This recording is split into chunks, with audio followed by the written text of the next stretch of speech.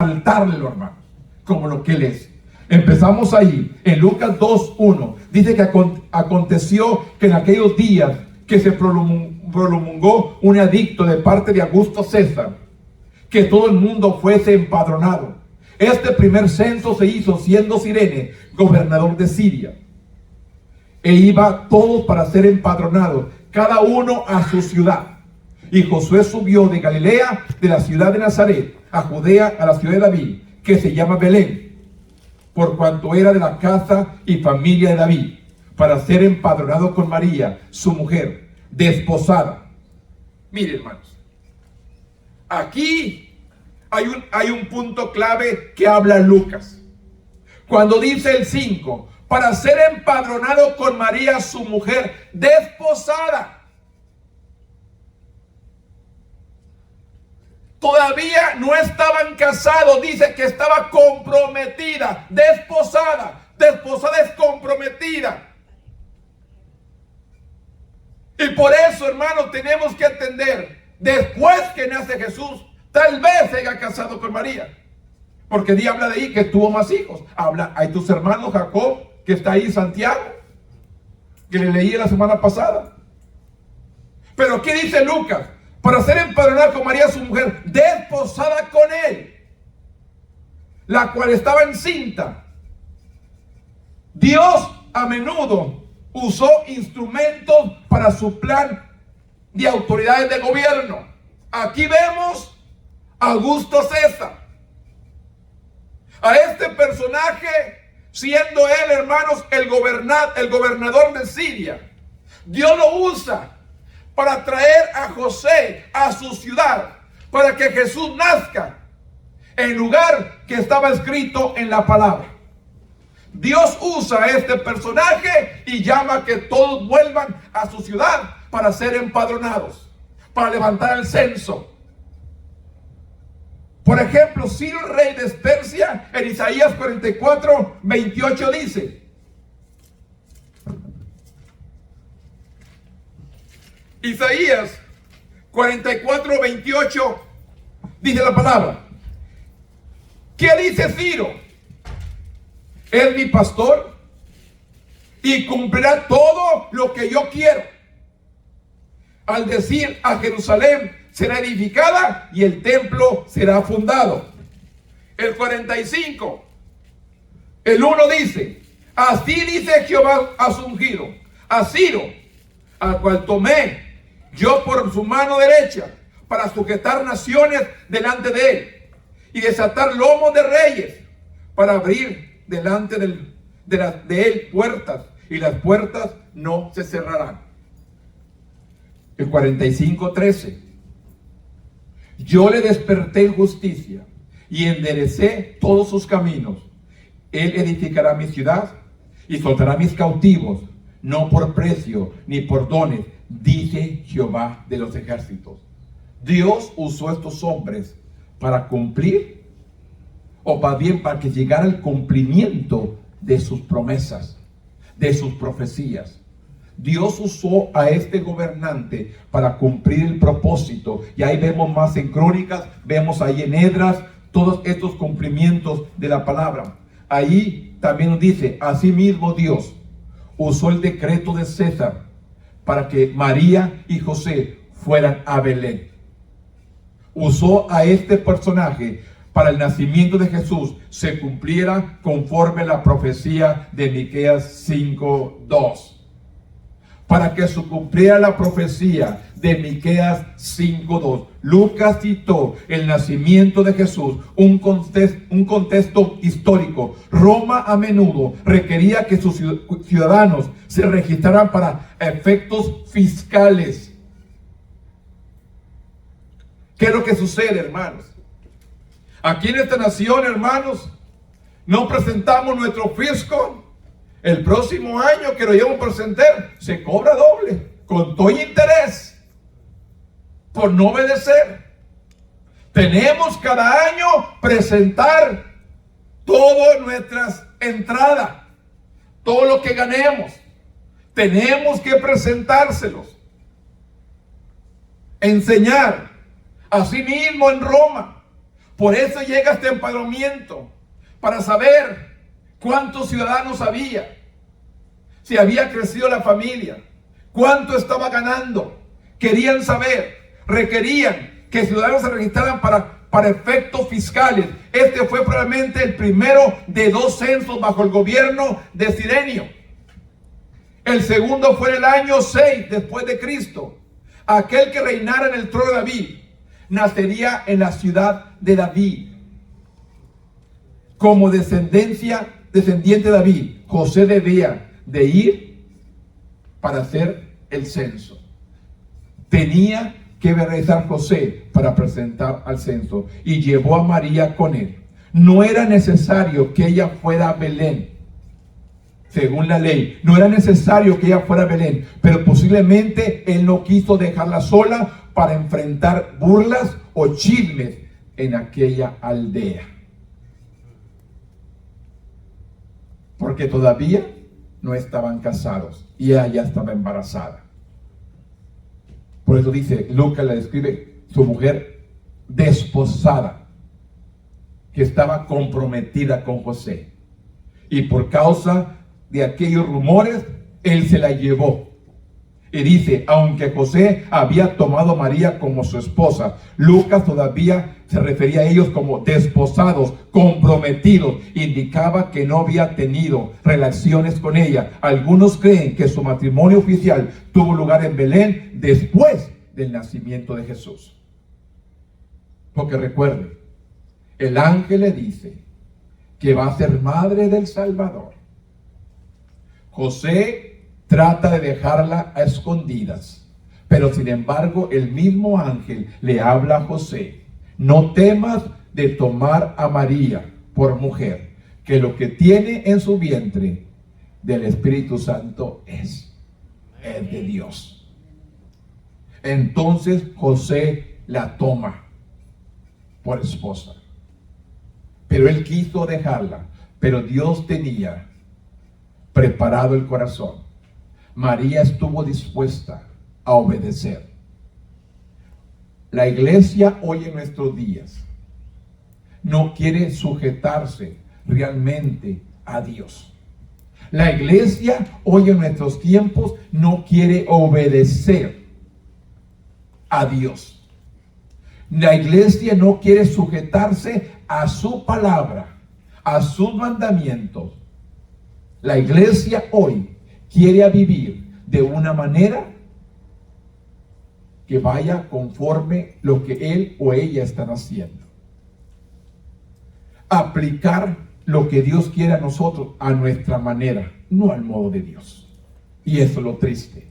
Es la situación que la iglesia está viviendo hoy. María estuvo dispuesta a obedecer a Dios sin saber cómo José iba a tomar esa decisión, cómo la gente iba a pensar de ella. Ella simplemente obedeció.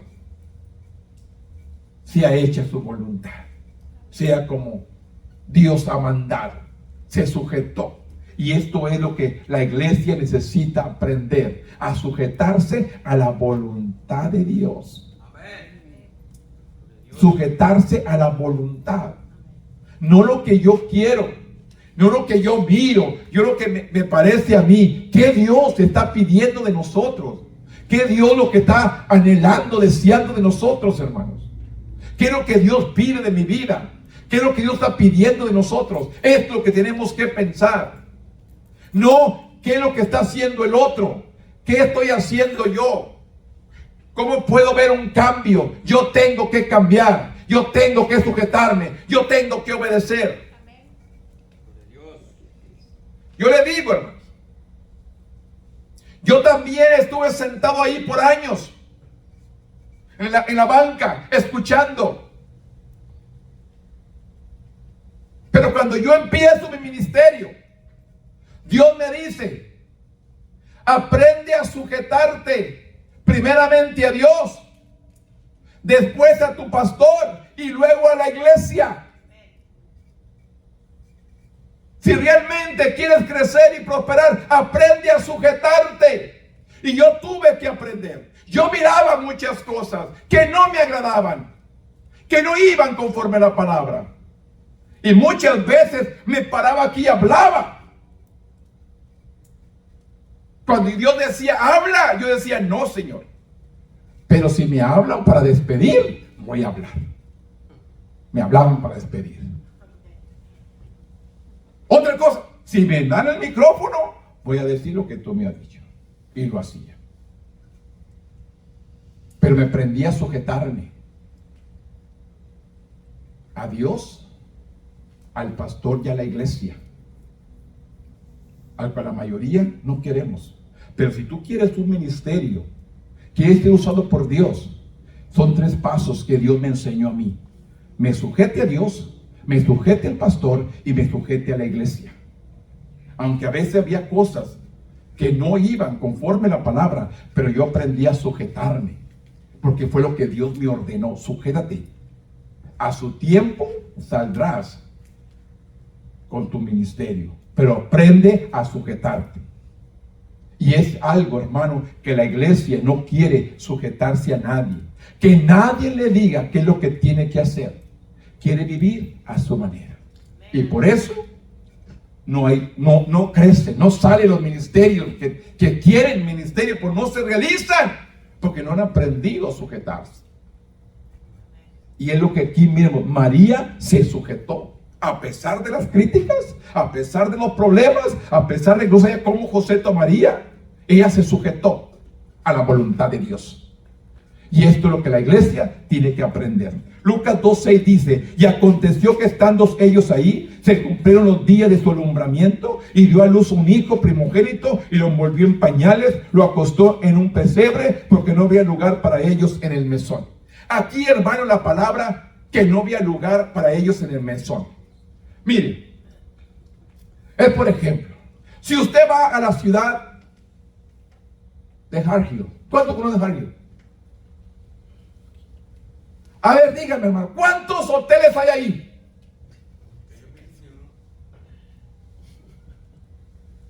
No hay. Es un pueblito chiquito, la mayoría es pura agricultura ahí. Si José y María llegaron a un pueblito de ahí y no había lugar, a lo mejor no había posadas, a lo mejor no había hoteles, a lo mejor no había. Y habían llegado tal vez al lugar, a la ciudad de su familia, y se estaban hospedando su familia, pero todas las habitaciones estaban ocupadas. ¿Y sabe qué acontecía en los tiempos bíblicos? Vivían tal vez en cuevas, y en la misma cueva y atrás estaban también sus animales dentro de esa cueva para protección. Y ahí fue donde llegó José y María para que naciera el Salvador, en lugar humilde. Porque ¿qué es lo que dice la Biblia? Que el que se humilla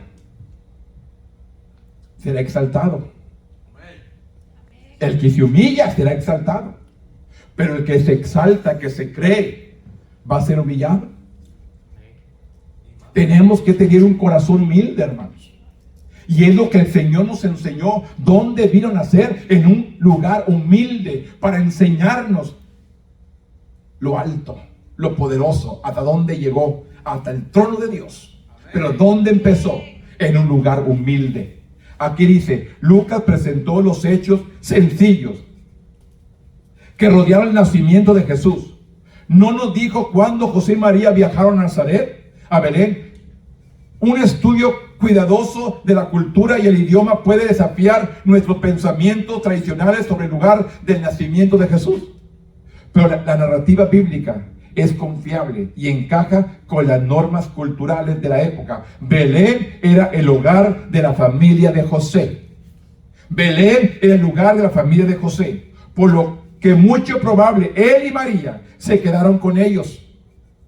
La frase estando ellos ahí indica que María y José habían estado en Belén por un periodo de tiempo no revelado antes del nacimiento de Jesús. Indica que María y José, estando en Belén, ya estaban ahí, ya tenían días. Cuando Lucas declara que Jesús era el hijo primogénito de María, quiso, o quizás estaba indicando que Jesús tenía todos los derechos del hijo primogénito, Las madres envolvían sus bebés recién nacidos en pañales, en tira de tela, para mantener recta las extremidades. Ahora, ¿qué, hermanos? ¿Cuántas madres conocen los pañales de tela? ¿Cuántas madres quisieran o han lavado un pañal de sus hijos ahora?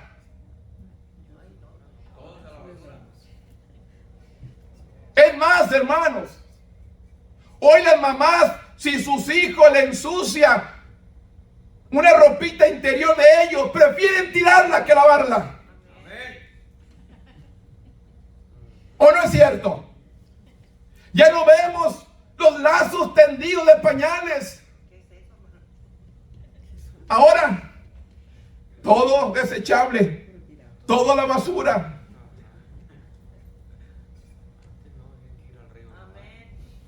¿Amén o no amén? Ya no los conocen. Los seguros y esos con que los aprovechaban de lado a lado. Ya un nudito.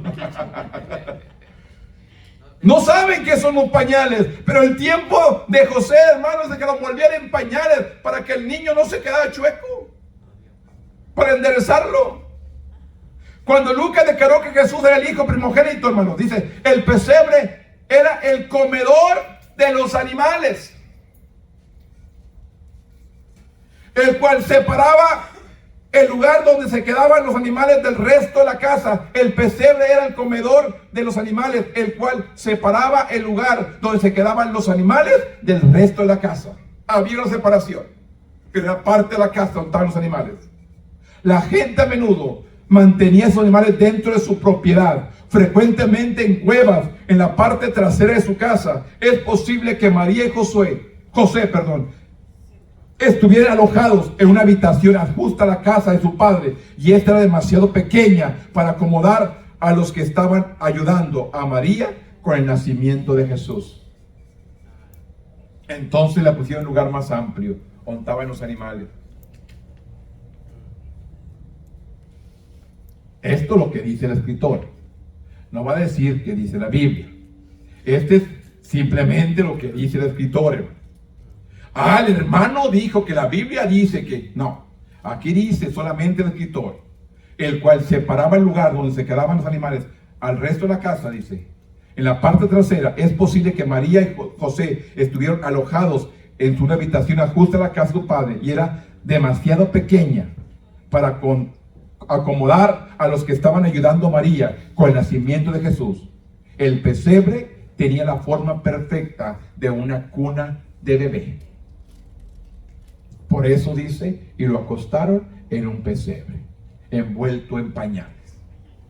El nacimiento de Jesús, ¿dónde vino a ser? En un pesebre. En el pesebre. En un lugar humilde. ¿Qué es lo que Dios nos está enseñando, hermanos? La humildad. La humildad. La palabra traducida como mesón se refiere a un alojamiento, un lugar para quedarse, o un aposento, o un hotel, le podríamos decir ahora. Un hotel que hay chiquitos por muchas partes, hermanos, que son, ¿cuál es más barato? En los motels, que no paga $50, o ya no hay. Algo chiquito, hermanos. Ya no hay, o no había más bien en ese tiempo. También puede referirse a una habitación de huéspedes. Lucas usó esta palabra para referirse a la habitación de Jesús y sus discípulos celebraron la Pascua. La palabra mesón, como la parábola del buen samaritano, era diferente a la palabra en Belén, una aldea pequeña. Probablemente no tenía ningún alojamiento público, porque era un lugar pequeño, un pueblito, o un rancho, o un ejido, algo pequeño, y no había un lugar público donde quedarse. Probablemente José y María estaban ahí con su madre, con sus familiares, porque dice claramente que llegándose el tiempo, ya estaban ahí Ya tenían días y llega el momento del alumbramiento cuando viene y nace Jesús. Por eso dice, el nacimiento de Jesús llegó a su tiempo y dio a luz un hijo primogénito y lo envolvió en pañales y lo acostó en un pesebre porque no había lugar para ellos en el mesón o en la habitación. Estaba muy chica y no había lugar para ellos. Realmente, hermanos, aquí nos enseña la humildad que debemos tener cada uno. No sentirnos superiores a otros, hermanos. O no sentirnos que somos mejores que otros. Ante Dios somos todos iguales. Dios lo que quiere, un corazón humilde, un corazón sincero. Un corazón realmente, hermano, que quiera servirle, que quiera amarle, que quiera obedecerle. Es lo que Dios está buscando. Un corazón dispuesto para ser usado. Un vaso, hermanos, para ser usado por Dios. Es lo que Dios está buscando, hermanos. A nosotros como instrumentos para bendecir a alguien más. Para que seamos un vaso de bendición. ¿Qué es lo que hace, hermanos? Usted en su casa probablemente, hermanos, mire un vaso sucio y no lo agarra para tomar agua. ¿Será por eso que ya no hay tenedores en mi casa? No. Los tenedores de las cucharas se acaban. No sé por qué se acaban. ¿Será porque usamos el plato desechable con un tenedor y una cuchara que no son desechables y tiramos el plato con todo el tenedor y se acaban? Ya encontré el problema. ¿Por qué se acaban los tenedores y los cucharas? Tiran el plato desechable y se va el tenedor también. Problema resolvido. No comprar más tenedores que puro desechable para que le den bueno también. En Lucas 2:8, hermanos, los ángeles anuncian a los pastores el nacimiento. Había pastores en la misma región, dice, que velaban y guardaban la vigilia de noche sobre su rebaño. Y aquí se les presentó un ángel del Señor, y la gloria del Señor los rodeó de resplandor y tuvieron gran temor. Pero el ángel le dijo, no temas, porque aquí estoy. Os doy nuevas de gran gozo, que serán para todo el pueblo, que os ha nacido hoy en la ciudad de David un Salvador, que es Cristo el Señor. Esto se servirá de señal. Hallarás al niño envuelto en pañales, acostado en un pesebre. Esta es la señal que le dan los pastores. Y repentinamente apareció con él, ángel, una multitud de huestes celestiales que alababan a Dios y decían, gloria a Dios en las alturas, en la tierra paz, buena voluntad para con los hombres. El anunciamiento angelical que dan los pastores, de cada que los pastores estaban en el campo cuidando las ovejas mientras parían, hermanos. Estaban ellos cuidando a las ovejas. Nada en esa noche era usual. Simplemente estaban haciendo su trabajo. Los pastores estaban cumpliendo con su responsabilidad, cuidar sus ovejas en ese momento. No había nada diferente hasta que apareció el ángel del Señor. Naturalmente los pastores estaban aterrorizados. Miren, hermanos, ¿qué acontecería si a usted y yo nos sucediera y de repente se apareciera un ángel? ¿Cuál sería su reacción? En ese instante me arrodillo y le pido a Dios que grabe por... Eso dice ahorita. Pues me espantaría entonces. ¿Cuál sería nuestra reacción? Al ángel se aparece a los pastores y se atemorizan. Ellos estaban en su trabajo haciendo sus responsabilidades. No sabían ni esperaban que el ángel se apareciera. Llegó el momento. Las buenas noticias era que el Mesías había nacido en Belén de Judea. Ese es el anunciamiento. El nacimiento de Jesús en un humilde pesebre muestra el contraste del verdadero Salvador. ¿Qué es lo que esperaba el pueblo judío? Un hombre de guerra, un líder que iba a sacarlo de la esclavitud. Eso es lo que esperaba el pueblo. Nunca pensó que vendrían a ser en un humilde pesebre. Ellos esperaban un líder que los libertaría. ¿Por qué cree que no creyeron en él? ¿Por qué cree que no lo recibieron? Porque ellos no querían a alguien así. Ellos querían a un líder que los sacara de la esclavitud. Estaban cansados de la esclavitud.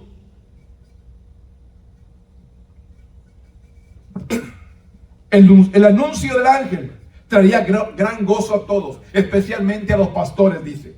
Los ángeles usaron 3 títulos para describir a Jesús: Salvador, Cristo y Señor. 3 títulos usaron los pastores: Salvador, Cristo, el Señor. El Antiguo Testamento a menudo se refería a Dios como Salvador, Mesías o Cristo. Describe a aquel que reinaría en el trono de David. El título de Señor presenta un contraste con los emperadores de ese día y tenía reafirmaciones eternas. El bebé en el pesebre era el Mesías y el Señor. Dios había cumplido su promesa del Mesías. El ángel dio una señal para probar que su mensaje era verdadero. Encontrarían al niño envuelto en pañales, acostado en un pesebre. Esta fue la señal que le da el ángel a los pastores. Encontrarás al niño envuelto en pañales, acostado en un pesebre. Porque no era normal que los niños estuvieran en un pesebre donde comían los animales. Esta fue la señal que le dio el ángel a los pastores. Encontrarás al niño envuelto en pañales, acostado en un pesebre. De repente una multitud de huestes celestiales, dice, se unieron a este ángel. Aquí podemos vislumbrar la alabanza que tuvo lugar en el cielo con la venida del Mesías. Aquellos en quienes Dios se complace a los hombres, apunta específicamente a Israel para que se aplique a todos los que se vuelvan a este Salvador y experimentemos la paz. Esta paz que Dios nos ha dado, hermanos, que dice claramente ahí en el Evangelio de Lucas, esta paz que Dios ha prometido, hermanos, usted y yo la podemos tener si realmente lo buscamos. Si realmente buscamos a Jesús, hermano, con sinceridad, lo buscamos, nos presentamos delante de Él. Aquí estamos, Señor, usa nuestra vida, usa nuestra fuerza, usa nuestra boca, usa nuestros labios, nuestras manos, nuestros pies, úsanos. Pero tenemos miedo a hacer esta declaración. ¿Sabe por qué? Porque no vamos a cumplir. No estamos dispuestos a decir, Señor, usa mi vida, usa mi boca, mis pies, mis manos, usa mi talento. No queremos declararlo, hermano. ¿Sabe por qué? Porque no vamos a cumplir. Yo le digo, yo aquí, hermano, no en este lugar, pero en un altar enfrente, le dije a Dios, usa mi vida como tú quieras.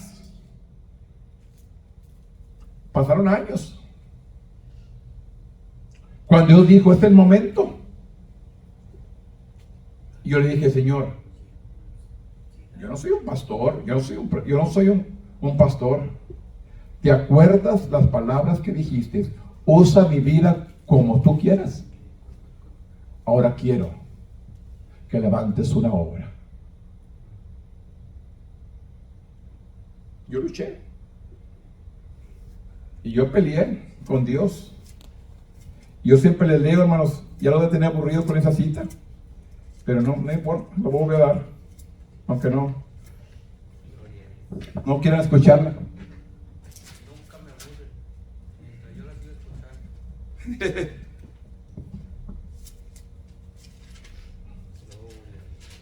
Esta escritura, hermanos, es con la que yo luché. Yo luché con Dios y Dios es cuando me da esta palabra. Y entonces ya yo me quedé callado y obedecí. Yo cuando le dije a Dios, yo no soy un pastor, yo simplemente fui a la escuela bíblica, estudié, me preparé para ayudar a mi pastor en lo que yo pueda. Yo quiero ser de bendición para la iglesia en lo que yo pueda. Esa era mi meta. Pero cuando yo pasé joven y le dije a Dios, usa mi vida como tú quieras, esas palabras a Dios no se le olvidaron. A mí sí, pero a Dios no. Pero Él me las recordó. Y entonces ya cuando yo por 2 semanas oraba y pedía que me dirigiera, dice, léete Miqueas 7:14. Sentado allá, voy a poner una banca atrás, léete Miqueas 7:14. Y yo la fui, busqué, dice, apacienta tu pueblo con tu callado. Haz todo que leí. Señor, yo no soy un pastor, todavía. Cuando dice, no leí todo, nomás dice, apacienta tu pueblo con tu callado. ¿Quién usa un callado? Un pastor. Y dije, Señor, yo no soy un pastor. Yo quiero ayudar a mi pastor nada más. Y fue. Y entonces, después de días, dije, Señor, está bien, acepto. Pero, ¿dónde está el pueblo? Dije, Señor. Y me dice, lee Miqueas 4:6. Y Miqueas 4:6, en aquel día, dice Jehová, juntaré la que cojea, recogeré la descarriada y a la que afligí. Esas trascles de ovejas son las que te voy a enviar. Me va a enviar a las que cojean. ¿Quiénes son los que cojean? Que están aquí, están afuera, quieren servir a Dios, quieren servir al mundo. A eso me va a enviar, dijo. Y dijo, y te voy a enviar a la descarriada, a la que estuvo en la iglesia y se ha apartado. Y luego también dice, y a la que afligí,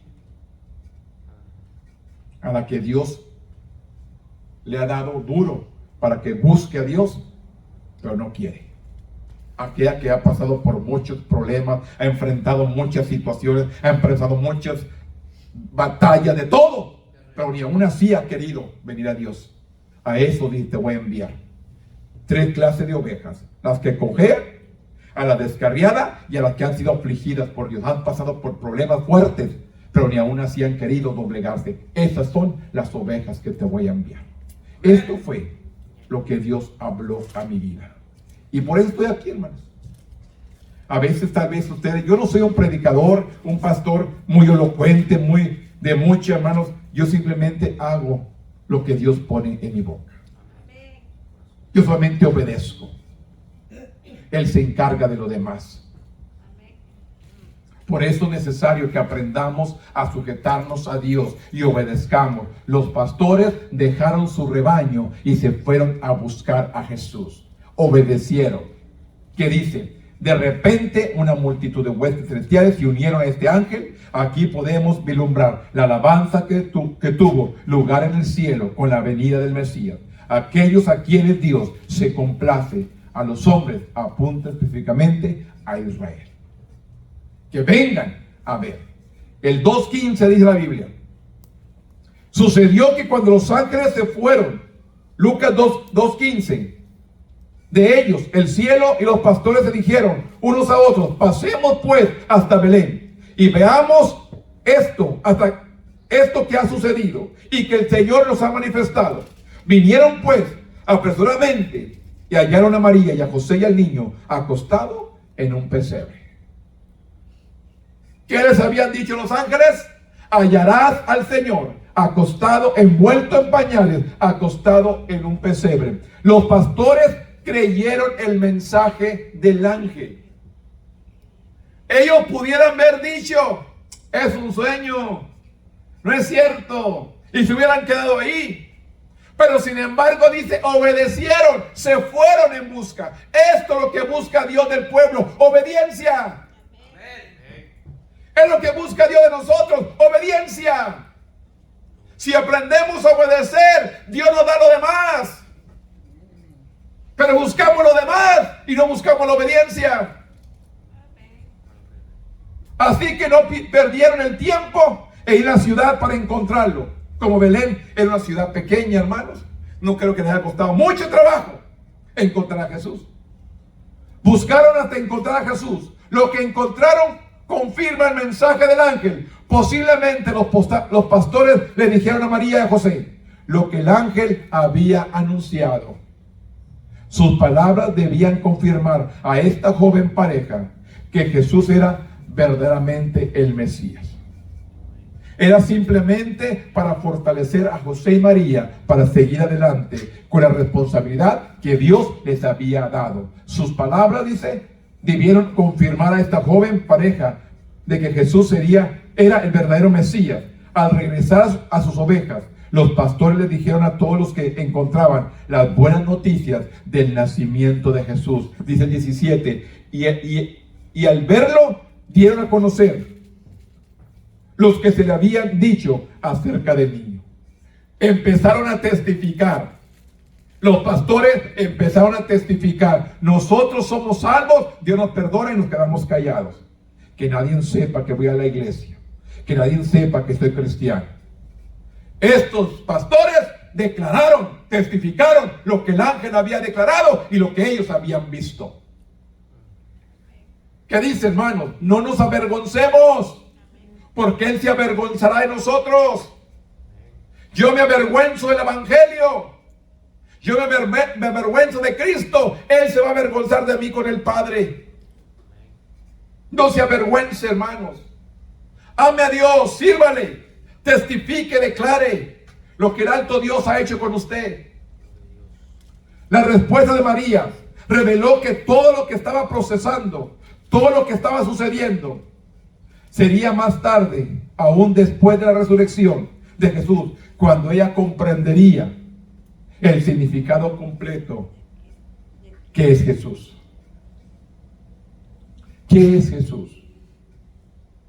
Los pastores, quienes suministraban los corderos para los sacrificios del templo, fueron los primeros en entrar al plan redentor de Dios a través de Jesús, el Cordero de Dios. Los pastores, los que preparaban al cordero para los sacrificios, ahora ellos entraron al plan de Dios para conocer al Cordero de Dios. Mateo 2, hermanos. Vamos a ver ahí Mateo 2, capítulo 1, Mateo 2, versículo 1 al 8 dice: Cuando Jesús nació en Belén de Judea, en día de rey Herodes, vinieron del oriente de Jerusalén unos magos, diciendo, la palabra exacta, hermano, debe ser sabios, pero aquí habla de magos, y diciendo, ¿dónde está el rey de los judíos que ha nacido? Porque su estrella hemos visto en el oriente. Y viniendo a adorarle, oyeron esto. El rey Herodes se turbó, y todo Jerusalén con él. Y convocaron todos principales sacerdotes y escribas del pueblo, preguntando dónde había de nacer el Cristo. Y ellos le dijeron, en Belén de Judea, porque ahí está escrito por el profeta: y tú, Belén, de la tierra de Judá, no eres la más pequeña entre los príncipes de Judá, porque de ti saldrá un guiador que apacentará a mi pueblo Israel. Entonces Herodes, llamando en secreto a los magos, indagó de ellos diligentemente al tiempo de la aparición de la estrella, y enviándolos a Belén, dijo, id allá y averiguar con diligencia acerca del niño, y cuando lo halléis, hacedmelo saber, para que yo también vaya y le adore. Herodes no quería adorarlo, él quería matarlo. Mateo indica que en lugar del nacimiento de Jesús, Herodes fue rey entre el año 37 antes de Cristo hasta su muerte en el año 4 antes de Cristo. Jesús probablemente nació alrededor del año 6 antes de Cristo. Los magos del oriente vieron una estrella única en creación sobrenatural de Dios y entendieron que era una señal del nacimiento del rey Israel, siguiendo la estrella a Jerusalén. ¿Qué dirige a estos reyes, hermano? Una estrella. ¿Qué dirige? Una estrella. El pueblo de Jerusalén conocía la ira de Herodes y estaban preocupados. Herodes consultó con sus líderes religiosos y ellos sabían dónde había de nacer el Mesías. Miqueas 5:2 dice, pero no sabía que había nacido. En cambio, Dios había revelado la noticia a los pastores judíos y a los ricos magos o sabios gentiles de tierras lejanas, extranjeros, no judíos, extranjeros, gentiles. Herodes fingió su deseo de adorar a Jesús, pero estaba empeñado a destruir a aquel que podría usurpar su trono. Esto es lo que le preocupaba a Herodes, que fuera a usurpar su trono, y realmente no quería adorarlo. Él quería acabarlo, matarlo. Porque si vemos después, ¿qué fue lo que hace? Envía a matar a todos los niños menores de 2 años, a todo niño varón, los manda a matar. ¿Para qué? Para matar a Jesús. Pero ¿qué es lo que acontece aquí, hermanos? Mateo 2:9 dice, y ellos habiendo ido al rey, se fueron, y aquí la estrella que había visto en el oriente iba delante de ellos, hasta que llegando se detuvo sobre donde estaba el niño. Y al verlo, la estrella, se regocijaron con muy gran gozo. Y al entrar en la casa, vieron al niño con su madre María, y postrándose, lo adoraron.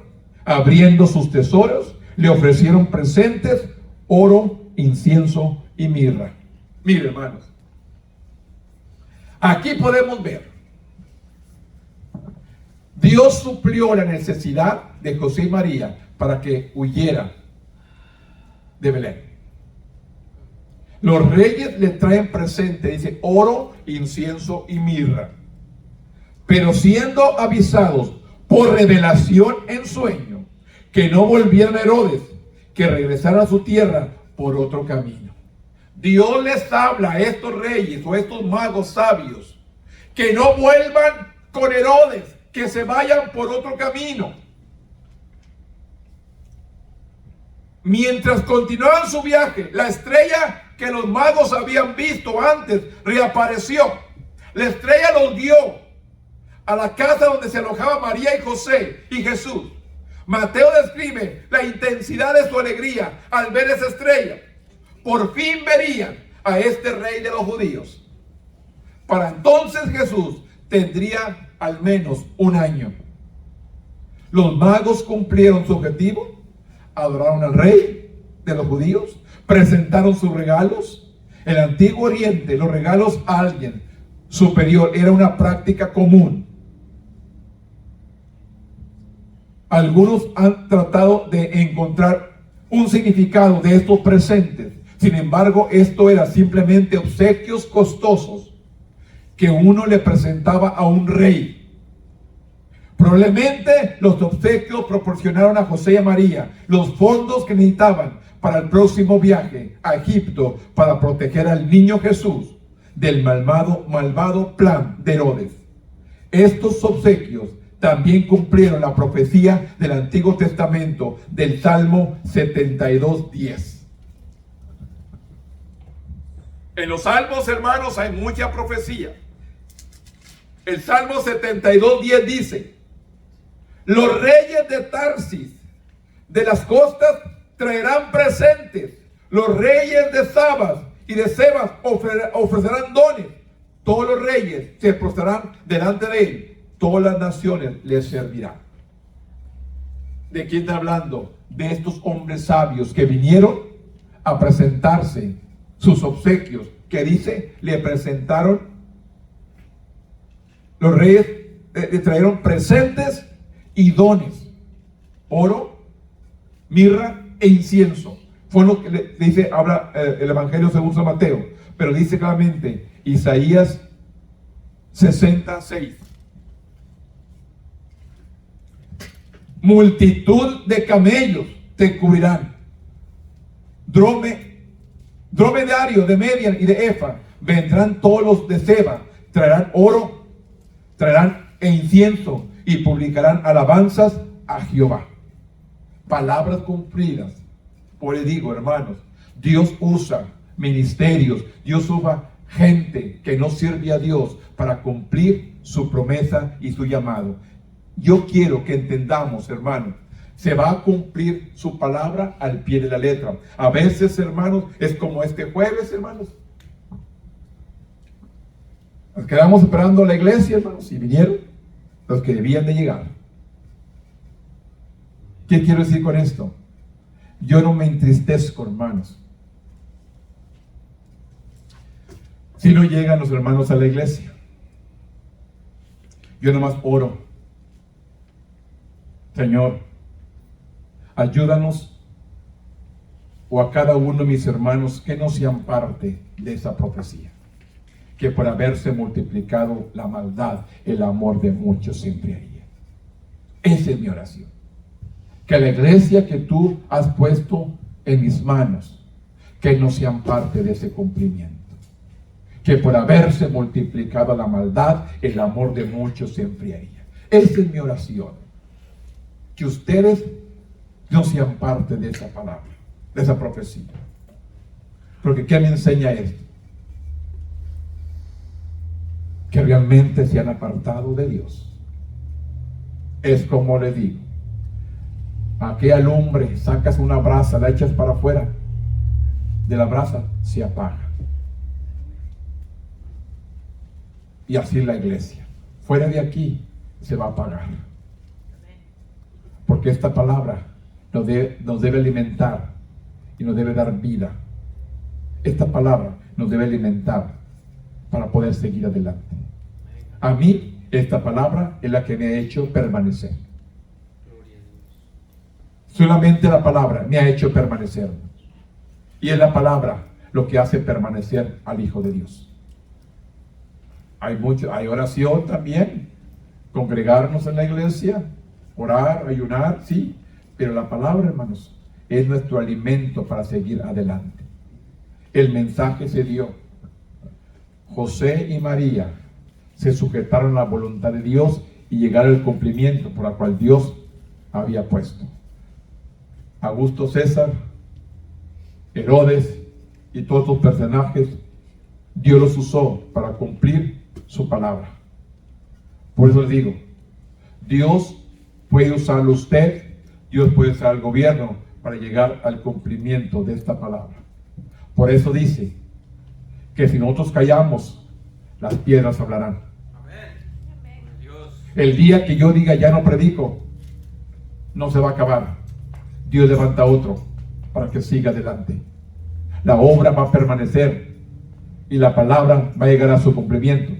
Por eso dice: cielo y tierra pasarán, pero mi palabra no pasará. La palabra va a llegar al cumplimiento. Y estamos por llegar a la recta final de los tiempos finales. Pero es necesario que estemos a cuentas con Dios, que estemos buscándolo cada día, porque estamos viviendo los últimos tiempos. La iglesia no quiere, hermanos. Yo tenía un mensaje preparado el jueves, pero Dios me habla y me dice: predica esto, predica que mi venida está cerca, no te canses, habla del fin del mundo, habla de los últimos tiempos, háblalo seguido, habla de estos tiempos. La iglesia tiene que escuchar, la iglesia tiene que responder, la iglesia tiene que abrir los ojos de que el tiempo está por terminar. Los cielos están dando sus señales. Las trompetas están sonando en diferentes países. Las señales del cielo se están anunciando de que Cristo viene y el pueblo no se vuelve a Dios. Póngase de pie conmigo en esta mañana. Bendito Dios, en este momento, Padre, venimos delante de tu presencia, dándote gracias, Dios, por tu amor, por tu misericordia, por tu presencia, por tu espíritu. Gracias por tu palabra, gracias por tu amor, gracias por todo lo que haces, Padre. Hemos venido, Señor, hemos expuesto la palabra, la enseñanza en esta mañana. Ahora, Dios, ven tú a dar fruto, Señor, en los corazones. Que esta palabra, Señor, caiga en buena tierra, que dé fruto a 30, 60 y a 100 por uno. Que no caiga en el camino, que no caiga en espinas, que no caiga en un lugar donde va a ser devorada, sino que caiga en buena tierra y que dé su fruto a 30, 60 y a 100 por uno. Padre, en este momento yo intercedo por este pequeño grupo que está aquí reunido, Padre. Te pido que los guardes, que los protejas, Señor, que ningún enemigo, que ninguna cosa negativa, que nadie venga y le robe la bendición y los aparte de tu camino, los aparte de ti, Señor, sino solamente que se paren derecho, recto delante de ti, Señor, buscando tu gracia, tu favor y tu misericordia, y podamos permanecer fieles hasta el final. Sabemos que tu venida está presta, y encuéntranos trabajando, haciendo la obra tuya, haciendo tu trabajo, haciendo tu voluntad, que no hagamos nuestra voluntad, sino que hagamos tu voluntad. En este momento, Padre, yo le doy honra, gloria y alabanza, porque solamente usted la merece. Nos ponemos en tus manos. Espíritu Santo, guíanos, dirígenos y enséñanos en el nombre poderoso de tu Hijo amado, que es Cristo Jesús, Señor nuestro. Amén. Tome asiento, hermanos, en esta